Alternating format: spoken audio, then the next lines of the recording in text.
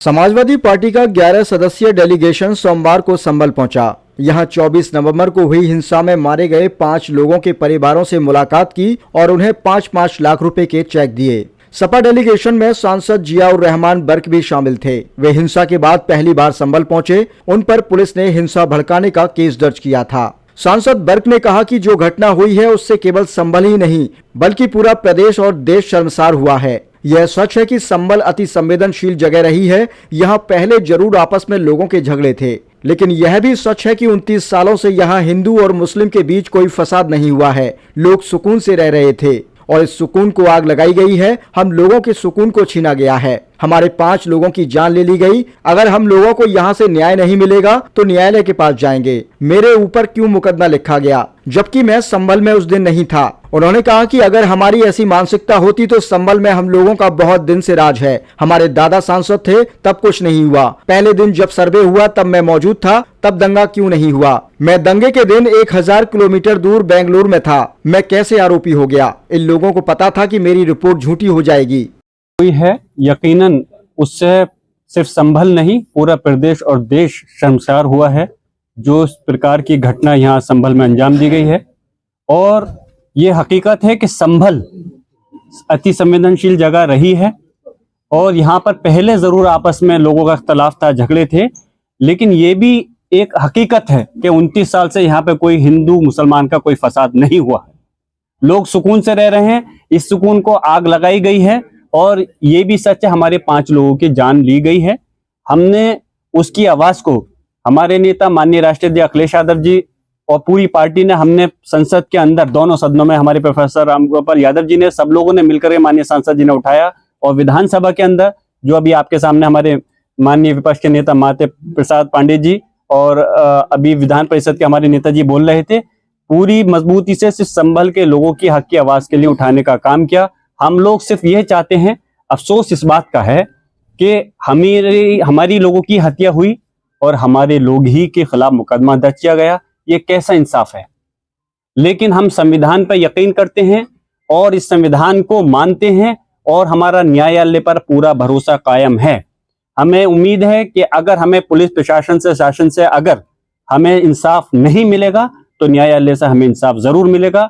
उसकी लड़ाई हमने संसद के अंदर और विधानसभा में मजबूती से लड़ी है और इंशाल्लाह हम पूरी कोशिश करते हैं कि उसका भले ही खामियाजा मुझे भी भुगतना पड़ा कि मेरे खिलाफ भी मुकदमा, मेरे वालिद साहब के खिलाफ मुकदमा, हमारे विधायक जी उनके बेटे के खिलाफ मुकदमा लिखना एक ये चीज जाहिर करता है कि पुलिस और प्रशासन अपनी जो नाकामी है या जो करतूत है उसको छुपाने के लिए इस प्रकार की ये चीजें करी गई हैं और हम चाहते हैं कि हमारे लोगों को इंसाफ मिलना चाहिए, वो भी इस देश के नागरिक हैं। आप स्थानीय सांसद हैं, आपको इतना समय क्यों लग गया अपने इलाके में आने में? मैं गुजारिश करूंगा कि काश आप ये भी दिखाते अपने चैनल पर कि जिस प्रकार से यहाँ पे लोगों की जान ली गई है उनके खिलाफ क्यों कार्रवाई नहीं की गई। आप ये सवाल पुलिस प्रशासन से और सरकार से करते तो मुझे खुशी होती। आप इस देश का चौथा स्तंभ हो। मैं सिर्फ इस पॉइंट ऑफ व्यू पे नहीं, यहाँ पे हम लोग राजनीति करने नहीं है।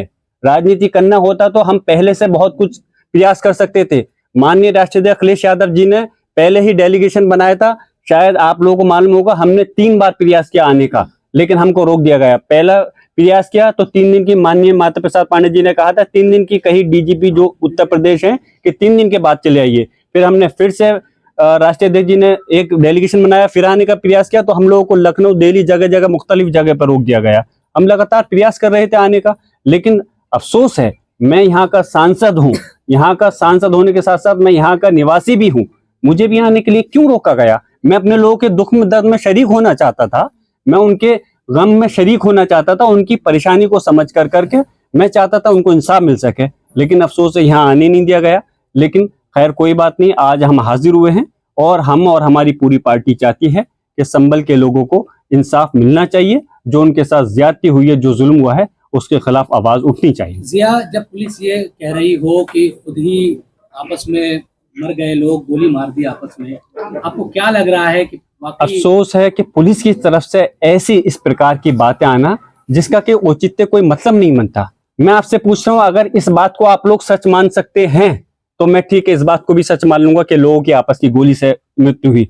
अगर मैं कहूं कि पुलिस के 2 थानों के बीच में आपस में लड़ाई चल रही थी किसी चीज को लेकर के, उनकी गोली हमारे लोगों को लग गई, तो अगर आप इसको सच मान सकते हैं तो उसको भी मान लीजिए। कोई औचित्य नहीं, जिसका हाथ पांव नहीं, इस प्रकार की अनावश्यक बात करना। और ऐसी पुलिस प्रशासन, बहुत अफसोस की बात है। और मैं कह रहा हूं, मुझे ये बताइए कि पुलिस प्रशासन ने यहाँ पर हमारे लोगों के हाथ में पत्थर तो दिखाए कि जो पत्थर चला रहे हैं, क्या एक भी व्यक्ति के हाथ में ये दिखाया किसी के हाथ में कोई असला था? कोई वीडियो दिखाई? उनके तो ड्रोन कैमरे भी चल रहे थे, क्योंकि हमारे लोगों ने कोई तैयारी नहीं थी, सिर्फ वो वहां पर गए थे इसलिए कि क्यों दोबारा से सर्वे किया जा रहा है, इस चीज को जानना चाहते थे। उसके एवज में उनको पता नहीं था कि इस प्रकार का हमला उन लोगों के ऊपर, जो निहत्थे लोग वहां गए थे, ऐसी कार्रवाई हो जाएगी और हमारे 5 लोगों की जान ले ली जाएगी। जान तो सिर्फ 5 लोगों की गई है, लेकिन घायल 2 दर्जन से ज्यादा लोग घायल है जिनके ऊपर वो हुआ है। अफसोस है कि जैसे अभी हमारे लाल बिहारी साहब, हमारे नेता प्रतिपक्ष विधान परिषद ने कहा कि उन्हीं के गोली लगी और कोई मुकदमा अभी तक नहीं। कैसे हम लोग करें? जो लोग मुलजिम हैं, जिनके हम उंगली उठा रहे हैं कि उन्होंने गोली चलाई है, हम कैसे उम्मीद करें कि हमें इंसाफ मिलेगा? लेकिन हम फिर से मैं कहता हूं, हमें इस देश के संविधान पर, न्यायालयों पर भरोसा है, हमें उम्मीद है कोर्ट से इंसाफ हमें जरूर मिलेगा। कल को ये भी कह सकते हैं कि पुलिस का डंडा खो गया तो उन्होंने सांसद जी ने चुरा लिया। कल को ये भी कह सकते हैं कि क्या कहते हैं, मीडिया का कोई कैमरा चोरी हो गया तो सांसद जी ने चुरा लिया। इन लोगों से कोई भी, ये सिर्फ और सिर्फ इस प्रकार के जो काम कर रहे हैं, अपनी नाकामी को छुपाने के लिए इस टाइप की चीजों कर रहे हैं। अफसोस है। मैं पूछना चाहता हूं, मैं यहाँ का नागरिक होने के साथ साथ सांसद हूं, इस जनता का प्रतिनिधि हूं। अगर जनता ने मुझे चुन करके भेजा है, अगर मैं उन पे हो रहे जुल्म की आवाज मैं नहीं उठाऊंगा तो कौन उठाएगा? मेरा मकसद ये नहीं है कि सिर्फ मेरे लोगों पर जुल्म हो और मैं उनसे, पुलिस प्रशासन से सौदा करके मैं खामोश बैठ जाऊं। मेरा फर्ज बनता है, लोगों ने मुझे जो वोट दिया है इसलिए दिया है कि मैं उनके गम में, दुख में शरीक हो सकूं, उनके ऊपर हो रही परेशानियों के लिए आगे उनकी मदद कर सकूं। उसी के तहत मैंने अपनी आवाज को बुलंद किया। उस आवाज को दबाने के लिए पुलिस प्रशासन ने इस काम किया। मेरे खिलाफ झूठे मुकदमे लिखे, जैसे माननीय अभी हमारे राष्ट्रीय अध्यक्ष जी ने भी इस बात को कहा है, अखिलेश यादव जी ने, कि जब मैं वहां मौजूद नहीं था तो कैसे ये घटना घट गई और कैसे मेरे पर मुकदमा लिख गया। आपसे मैं मीडिया वालों के माध्यम से कहना चाहता हूं कि अगर मेरी मानसिकता ये होती, मेरी सोच होती कि मैं इस प्रदेश का संभल के उसमें आग लगाना चाहता हूं, तो पहले से तो ताकत में हम दादा मोहतम के टाइम से सबसे रहे। 29 साल से क्यों यहाँ पर दंगा फसाद नहीं हुआ? अगर हम ये चाहते, पहले दिन जब सर्वे हुआ था 19 तारीख में, जब मैं वहां मौजूद था, उस दिन दंगा फसाद क्यों नहीं हुआ? 22 तारीख में जब जुमे के दिन, अगर जब नमाज से हमारे लोगों को रोका गया तो उस दिन दंगा क्यों नहीं हुआ? तब होता। मैं आरोपी के मैंने भड़का दिया। जब मैं मौजूद नहीं, हजारों किलोमीटर दूर बेंगलोर के अंदर all India Muslim personal law board की बैठक में गया था, तो आप कह रहे हो दंगा भड़का दिया। उन्होंने कहा कि उसके माध्यम से उन्होंने इस प्रकार की स्पीच दी। मुझे स्पीच दिखाइए कि जिसके अंदर कि मैंने गलत कहा हो। मैंने कानून के माध्यम का इस पर कहा था कि अच्छा, मैंने ये अल्फाज कहा मस्जिद ही है और रहेगी, तो क्या गलत था? प्लेसेस ऑफ वर्शिप एक्ट है, हमारे पार्लियामेंट के बनाया हुआ कानून है। वह कानून कहता है 1947 से पहले जो भी चीज धार्मिक स्थल, चाहे मस्जिद, मंदिर, गिरजाघर, ये जो भी हो, अपने अस्तित्व में रहेगी, उसके साथ कोई बदलाव नहीं होगा। तो कहां से कानूनी ये गलत हो गया? कहां से भड़का हो गया? तो उनको पता था कि इस प्रकार से ये चीज, उनकी रिपोर्ट झूठी साबित हो जाएगी। तो उन्होंने कहा कि, उन्होंने विधायक जी के बेटे ने कहा कि सांसद जी हमारे साथ हैं। तो क्या बात कर रहे हो? जब वो खुद मौजूद नहीं, उनके विधायक जी के बेटे भी, तो इस प्रकार की अनावश्यक रिपोर्ट दर्ज करने से क्या साबित करना चाहते हो? कल को आदमी ये कहने लगे कि फला मंत्री या फला राष्ट्रीय अध्यक्ष किसी पार्टी के वहां थे, उनके खिलाफ भी मुकदमा दर्ज करोगे? मैं यही कहता हूं, आप लोग चौथा स्तंभ हैं इस देश का। लोग विश्वास आप मीडिया पे अभी करते हैं, लेकिन जिस प्रकार की कुछ रिपोर्ट हैं, कुछ गिनती के चैनलों ने संभल की जनता को बदनाम करके उनको विलन बनाया और सिर्फ पुलिस प्रशासन को हीरो बनाने का काम किया। ये गलत है। पुलिस प्रशासन अपनी टीआरपी बनाने के लिए तरह तरह की बातें अपनी पलटता रहा है। पुलिस प्रशासन ने तो ये भी कहा था गोली हमने नहीं चलाई है। क्या आप लोगों ने वीडियो नहीं देखी थी गोली चली है? तो इसलिए मैं ये कहता हूं कि आपसे मेरी गुजारिश है कि आपके चैनलों के माध्यम से भी हम लोगों के हक और इंसाफ की आवाज उठाइए। आप भी ये मत सोचिए सिर्फ मीडिया के लोग हैं, आप भी नागरिक हैं, आप भी किसी न किसी परिवार से जुड़े हुए हैं। और मीडिया के लोगों के साथ में कितनी ज्यादती हुई है, राष्ट्रीय अध्यक्ष जी ने कहा, आप लोग भी तो वाकिफ हैं। फिर अगर आप लोग नहीं उठाओगे तो कल को कोई भी किसी के साथ बख्शिश का खाना नहीं रहेगा। हम सिर्फ आप लोगों की आवाज को उठा रहे हैं। संभल में चल रही खुदाई पर समाजवादी पार्टी की सांसद इकरा हसन ने कहा कि मुझे लगता है कि इन सब चीजों की जरूरत नहीं है, क्योंकि हमारे देश का कानून सबको मानना पड़ता है। हम गणतंत्र हैं, हम लोकतंत्र हैं अब यहाँ किसी का राज नहीं है, किसी की तानाशाही नहीं है। अब सबको संविधान में लिखे नियम कानून मानने पड़ेंगे और किताब के मुताबिक संविधान में प्लेसेस ऑफ वर्शिप एक्ट है। 1947 में जो भी था, चर्च, मंदिर या मस्जिद, वो उसी स्थिति में रहना चाहिए। सपा डेलीगेशन पीड़ितों को 5-5 लाख का चेक सौंप रहा है। सपा डेलीगेशन में सांसद जियाउर रहमान बर्क, नेता प्रतिपक्ष माता प्रसाद पांडे, मुरादाबाद सांसद रुचि बीरा और कैराना सांसद इकरा हसन भी मौजूद थीं। देखिए, मुझे लगता है बहुत ही इन सब चीजों की कोई जरूरत नहीं है, क्योंकि हमारे देश का जो कानून है सभी को उसका पालन करना है। प्लेसेस ऑफ वर्शिप एक्ट है, इसीलिए लाया गया था कि जो राजशाही शासन है उस दौरान जो हुआ, व्यवस्थाएं बदल जाती थी। जो भी राजा बनता था वो अपने हिसाब से व्यवस्था बदल देता था। लेकिन अब हम एक रिपब्लिक है, अब हम एक लोकतंत्र हैं। अब यहाँ पर किसी का राज नहीं है, किसी की तानाशाही नहीं है। तो अब जो नियम कानून किताब में लिखे गए हैं उसी हिसाब से सबको चलना पड़ेगा, संविधान के हिसाब से। और संविधान में प्लेसेस ऑफ वर्शिप एक्ट है, तो जो चीज जहां पर 47 में थी, जो भी गिरजाघर, जो भी मंदिर मस्जिद था, वो उसी हालात में रहना चाहिए। जो यूपी सरकार के एक मंत्री हैं, वो जो मौजूदा सांसद हैं संभल के, उनके लिए कह रहे हैं कि अगर वो नहीं संभले तो आजम खान जैसा हाल होगा। उसी बयान को आप कैसे? देखिए, लगातार इसी तरीके से थ्रेट देने का काम खासतौर पर राज्य सरकार कर रही है। जो विपक्ष के नेता है उन पर झूठी कार्रवाई की जा रही है, तो ये इनकी नीति रही है हमेशा। यहाँ जो हमारे प्रदेश की हालत है वो खराब होती जा रही है। चुनाव में धांधली हुई, चाहे कुदरकी हो, चाहे कटहरी हो, चाहे खैर हो, चाहे मझुआ हो, इन्होंने पुलिस लगाकर बड़े पैमाने पर वोटों को डालने से रोका और अपना वोट पुलिस के माध्यम से डलवाया। दूसरी बात, कानून व्यवस्था की स्थिति दिनों दिन गिरती जाती है। मेरे पास पूरे सूबे का रिकॉर्ड यहाँ बताने की जरूरत नहीं, लेकिन जहाँ से हमारे मुख्यमंत्री जी आते हैं, गोरखपुर की भी कानून व्यवस्था बहुत, हर हफ्ते जब ये रहते हैं तो वहाँ गोली चलती है और डकैती होती है। सबका रिकॉर्ड में रखा था, चूंकि उसमें चर्चा नहीं हो सकी, रखा नहीं। कानून व्यवस्था, बेरोजगारी दिनों दिन बढ़ती चली जा रही है। हमारा महंगाई दिनों दिन बढ़ती चली जा रही। उस तरफ से ध्यान हटाने के लिए इस तरह से नियोजित घटनाएं सरकार करा रही है, ये मेरा आरोप है। दूसरी बात, एक चीज और कहना चाहता हूँ, अखबारों में रोज छप रहा है यहाँ खुदाई हो रही, कहीं कुछ हो रहा है। मस्जिद के सामने कुछ वर्ग मीटर में ये पुलिस चौकी बनाना चाहते हैं। जब वो एसआई के अंदर वो मस्जिद है, उसके बगल में किसी को घर बिना परमिशन के नहीं बनाने देते, तो क्या चौकी बनाने के लिए इन्होंने पुरातत्व विभाग से परमिशन, एसआई से परमिशन लिया है? अगर नहीं लिया है तो कैसे बन रहा है? ये अनैतिक अवैधानिक काम पुलिस के द्वारा हो रहा है कि नहीं हो रहा? इसलिए हमारी मांग है कि इन अवैधानिक कार्यों की जांच होनी चाहिए और जांच होकर जो भी इस तरह के काम कर रहे हैं उनके विरुद्ध कार्रवाई होनी चाहिए। देखिए, जमीन पुलिस जो है सबके जमीन पर चौकी नहीं बना सकती। जो उसकी जमीन होगी, सरकार की जमीन होगी, उसी पर बना सकता। बिना किसी के परमिशन के उसकी जमीन या तो एक्वायर करें, मुआवजा दे के उस जमीन को लेंगे तब बनावें। वक्फ की जमीन को भी ये जबरदस्ती नहीं ले सकते। देखिए, इस सरकार को मुसलमान के प्रति बड़ी संवेदना नहीं है। ये दाऊद इब्राहिम को तो जानते हैं, लेकिन अशफाकुल्लाह खां को नहीं जानते हैं। ये अब्दुल हमीद को नहीं जानते हैं। ये ब्रिगेडियर उस्मान को नहीं जानते हैं, जिन्होंने सीमाओं पर अपनी जान दी।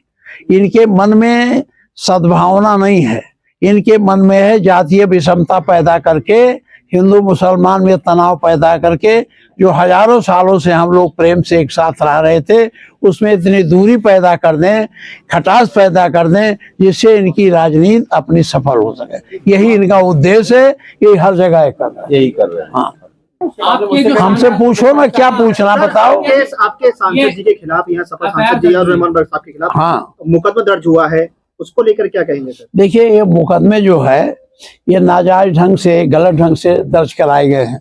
जिस दिन ये आपकी बात हो रही थी, यहाँ विवाद हो रहा था, उस दिन यहाँ थे ही नहीं, बंगलोर में कहीं थे।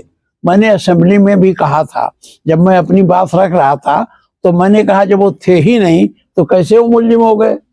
कि पुलिस ने जो यहाँ के लोगों के साथ ज्यादती किया है उसको आप लोग अच्छी तरह से जानते हैं।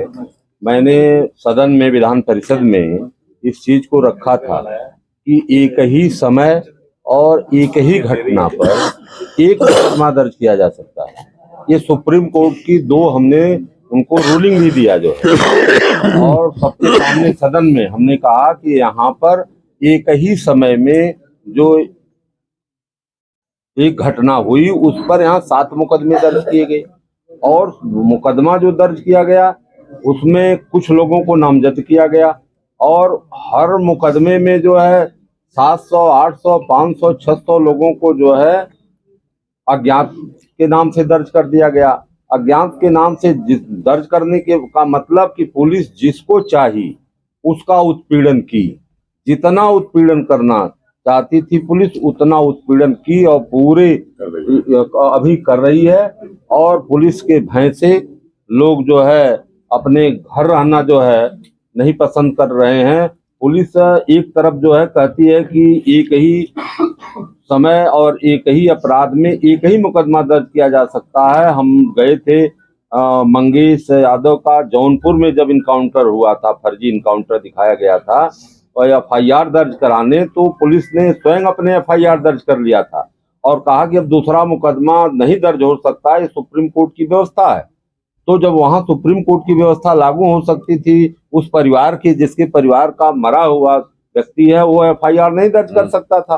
तो यहाँ पर एक ही घटना एक ही समय में हुई, उस पर 7 मुकदमे कैसे दर्ज? यह पुलिस जो है कानून को अपने हाथ में लेकर के जो है काम कर रही है। और दूसरी बड़ी बात यह है कि मुकदमा दर्ज हो रहा है और मुकदमा में ऑर्डर हो रहा है उसी दिन, और नकल का सवाल भी नहीं पड़ा कि उसकी नकल मिल जाए आदेश की, क्या आदेश हुआ, और उसका क्रियान्वयन करने जो है यहाँ के प्रशासनिक अधिकारी मौके पर पहुंचा रहे हैं। यह कौन सी इमरजेंसी थी, कौन सी इमरजेंसी थी कि बिना नकल का आदेश लिए, नकल का सवाल भी नहीं पड़ा, आदेश की कॉपी भी नहीं मिली और मौके पर चले आए जो है। तो इससे लगता है कि सरकार जो है पहले से जो है प्रायोजित जो है ये कार्यक्रम था, और यहाँ पर जो है ये जो हिंसा पुलिस द्वारा हुई और गोली तो लगी 5 लोगों को, 5 लोगों की हत्या हुई, तो हत्या का मुकदमा किस पर दर्ज हुआ? आज तक हत्या का मुकदमा दर्ज हुआ किसी पर? एमपी साहब कोई हत्या का मुकदमा इन्होंने नहीं दर्ज। तो वो गोली किसने मारा? जब मुकदमा तो दर्ज होना चाहिए, और 5 लोगों की हत्या हो गई और मुकदमा दर्ज ही नहीं होगा। अब इसकी कौन सी जांच करा रहे हैं? हत्या हुई तो उसका एफआईआर दर्ज होना चाहिए। हमारा कहना है कि हत्या जो है पुलिस ने अपने असलहे से किया है या प्राइवेट असलहे से किया है, लेकिन पुलिस ने ही हत्या किया है। उसके जब पुलिस हत्या हो गई तो पब्लिक ने जो है जो ईंट पत्थर था अपने बचाव में चलाने का काम किया। और जब हमारी देश की पार्लियामेंट ने ये व्यवस्था दे दिया है 1991 में कि कोई भी पूजा स्थल होगा जो 15 अगस्त 1947 की स्थिति होगी वही जो है स्थिति बरकरार रहेगी, उस पर कोई हेर फेर बदलाव नहीं किया जाएगा। यह 91 में देश की पार्लियामेंट ने पास किया, उस पर रूलिंग बन गई जो है। तो फिर मंदिर हो या मस्जिद हो, उसको जो है छेड़छाड़ करने, उसको जो है जांच कराने का कोई औचित्य नहीं। लेकिन सरकार ने जो है इसको जानते हुए भी, उनके अधिकारियों के नॉलेज में ये चीज है, इसके बाद भी जो है इस तरह की घटना यहाँ पर हुई जो बहुत ही निंदनीय है। और उस पीड़ित परिवार की जो दशा है आप लोग समझ ही रहे होंगे कि जिसके परिवार में नाजायज ढंग से जिसकी हत्या हो गई उस परिवार की क्या स्थिति होगी। जो है हम जो है मांग ये करते हैं कि सरकार जो है पुलिस पर पहले हत्या का मुकदमा दर्ज करे, जिन लोगों ने गोली चलाया और 5 लोगों की निर्मम हत्या किया। जांच एफआईआर है, गिरफ्तारी करें। एफआईआर तो है 4